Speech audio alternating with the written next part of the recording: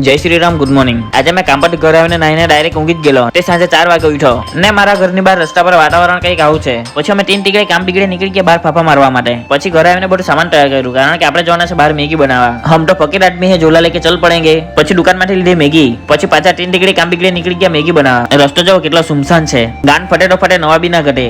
આજુબાજુમાં એક બી ઘર નહીં મળે, એકલું જંગલ ટાઈપ જ છે. કઈ ભૂતની સ્ટોરી ને દીપડાની સ્ટોરી જો કીધી તો મારી તો ફાટીને હાથમાં આવી જાય તેવું એવી જગ્યા છે. આ છે આપણું બધું સામાન. પછી નીચે થોડીક સાફ સફાઈ કરી ને ત્યાર પછી બનાવવા લાગી ગયો મેગી. આ નીચે મંકોડા ને એવું દેખાય ને તેને જોઈને જરાક ઇગ્નોર કરજો.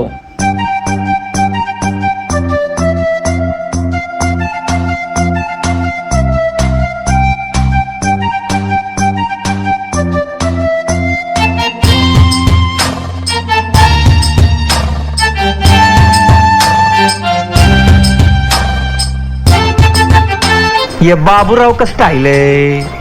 આ લોકો